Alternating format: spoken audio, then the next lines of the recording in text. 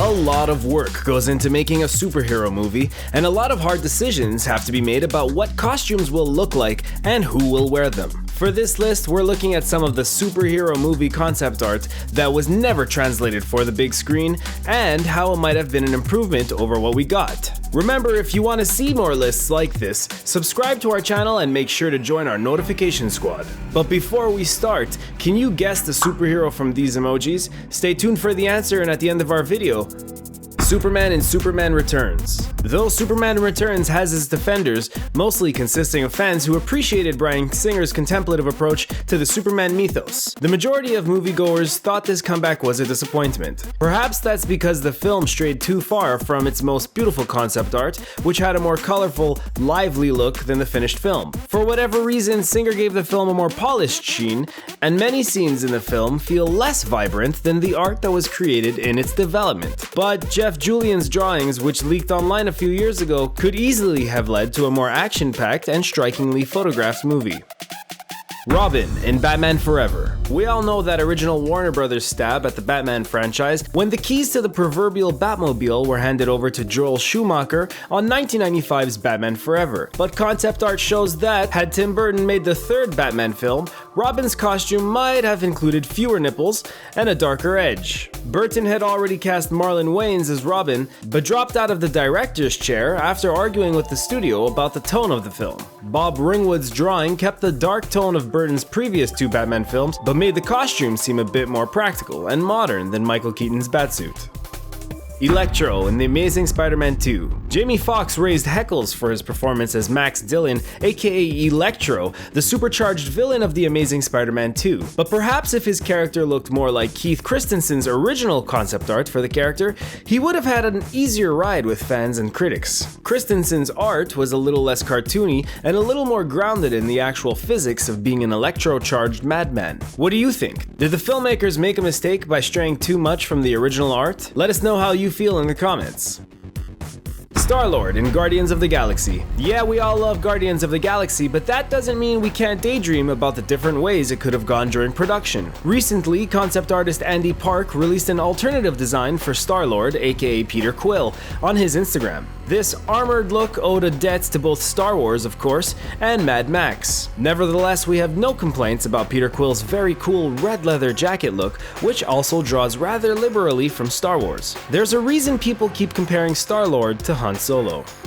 Doomsday in Batman v Superman: Dawn of Justice. We're not going to defend the CGI version of Doomsday that appeared in Batman v Superman, who tore up the movie and drew attention away from the more interesting characters already on the ground. But back when Doomsday was planned as a villain of Tim Burton's Superman Lives, concept artist Rolf Murr created an indelible version of the creature that could have led to great things. We cannot, however, say the same thing about Nicolas Cage's questionable test Superman costume, which caused fans to grunt with disapproval when images appeared online. Do you think Batman v Superman could have been improved with a better Doomsday design? Poisonivy in Batman and Robin. Uma Thurman's costume as Poisonivy in the maligned Batman and Robin has to count as one of the most ridiculed cinematic character designs ever. But it didn't have to be this way. While Joel Schumacher eventually decided on a pink flamingos-inspired outfit, which fit perfectly with the unfortunately campy tone of the film, Tim Burgard's costume design would have worked well with a more down-to-earth and grounded superhero movie. Alas, it was not to be. What do you think a more realistic or serious Batman and Robin would have looked like? Ultron in Avengers: Age of Ultron. While James Spader was an inspired choice for the voice of Ultron, fans were a little let down by the design of this manifestation of artificial intelligence. Perhaps he would have been received a little better if Josh Nietzsche's alternative concept art had been used instead. Nietzsche released a few of his designs on his website, and despite interesting designs for an alternate Hulkbuster suit for Iron Man and a different costume for Baron von Strucker, the Ultron design he released may have improved on the one that ended up being used.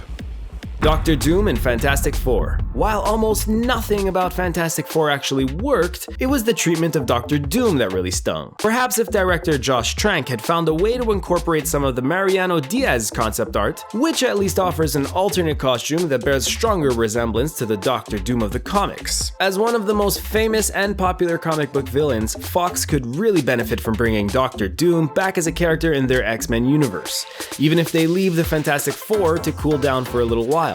Do you think Foxx should try and find find room for Doom in their next X-Men film.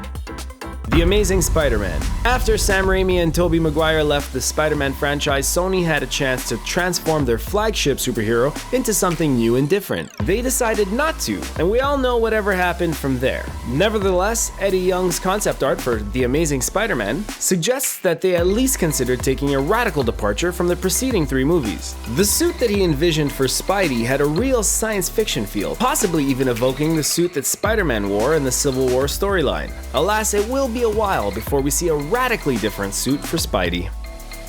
Deadpool in X-Men Origins Wolverine. We all know how long it took to get Deadpool off the ground, and along the way there were many false starts. In 2012, conceptual artist Kelton Cram came up with various designs for failed versions of the movie. Cram's design wouldn't have made a huge change on the final costume, but he created a few make-do costumes that Deadpool would have worn before strapping into the skin-tight outfit that we now know and love. Though his designs weren't used when Deadpool finally got greenlit a few years later, they show a cool side of the creative process. Do you think they could have been put to good use in the final film? And that's all for this list, but be sure to subscribe to the Screen Rant channel and sign up for the notification squad.